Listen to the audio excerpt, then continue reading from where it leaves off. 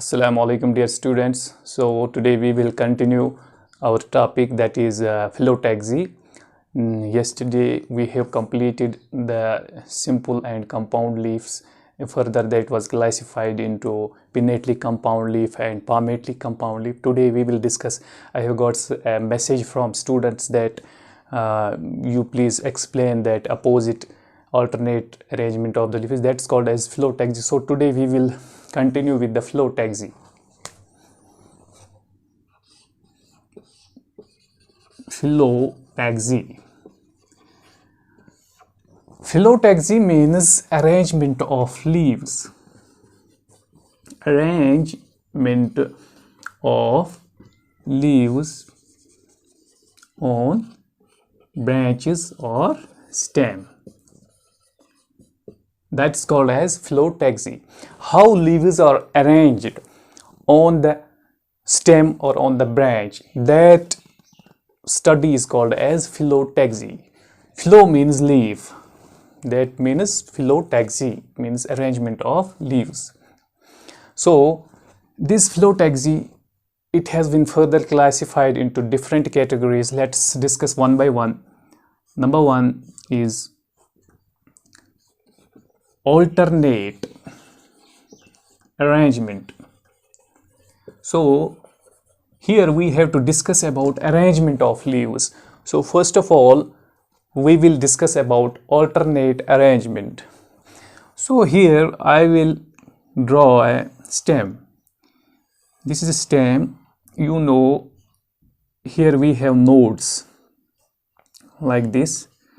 So from each node leaf arises like this. This is petiole, this is leaf. This is petiole, this is leaf. Like this. This is alternate arrangement. You can see from every node only one leaf arises. From every node one leaf arises from each node. That is called as alternate arrangement of leaves. See here, like this. This is a leaf. It is arising from a single node. This is node. So here we have one more leaf. It is arising from opposite direction. That is called as alternate opposite arrangement. So actually what happens here, there is a gap between two leaves. There is enough gap. Why there is enough gap? So that sunlight can pass easily. So sunlight can pass easily for photosynthesis. There should be maximum gap between the two leaves so that sunlight can pass easily to each leaf. That is, it can help in the photosynthesis. So that is why it's called as alternate arrangement of the leaves. This is actually the most common type of arrangement of leaf. So for example for this is sunflower and China rose.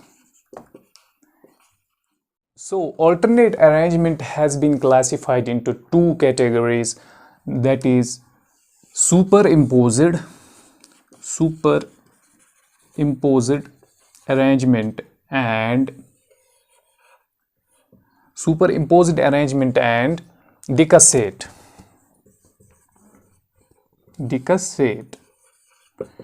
arrangement of the leaves. It is actually the alternate arrangement, but further it has been classified into superimposed and decussate. So we will first of all draw the diagram, or then we can easily understand this. This is the stem. Here we will draw nodes. From each node actually two leaves are arising from each node. They are opposite to each other like this.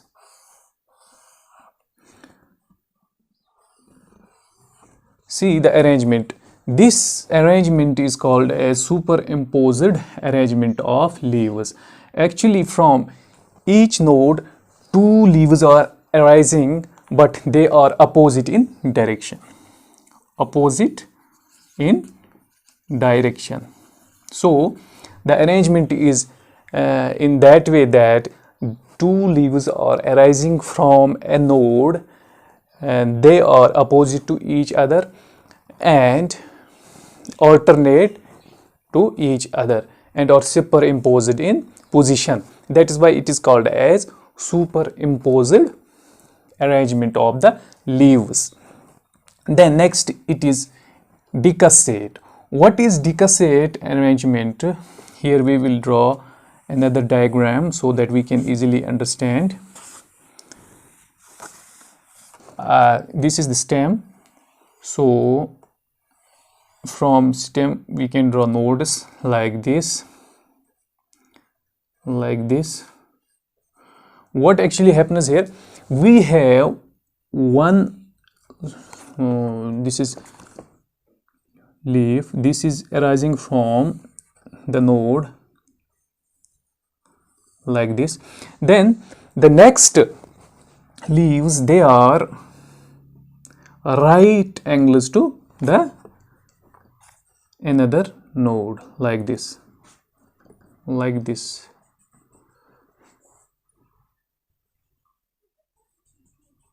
This is next. We have super alternate arrangement. Then the other leaf is in, this is at a right angle to the another node. So what is the main function of this arrangement is that the sunlight, the gap between these two leaves is more, so that sunlight can easily pass and it will help in the photosynthesis. This type of arrangement is called as decussate. You can see one arrangement is alternate, another is also alternate, but it is at the right angle to the first one, and another is further like this. I'll show this. This is like this, then another is like this, this. This arrangement is called as decussate. In case of superimposed, it is two leaves are opposite to one another. Then we have another from another, but the leaves are arising like this, like this. Superimposed and decussate. This is the difference between these two. Example for superimposed is Eugenia, that is blackberry.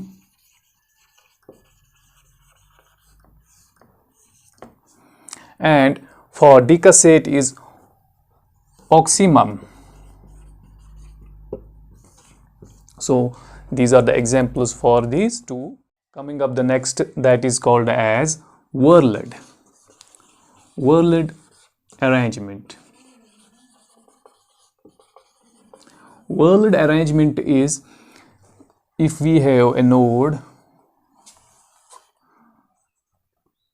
from the node leaves, many leaves are arising like this. So this is a node. From a node, multiple leaves are arising from a single node. So multiple leaves arising from a single node.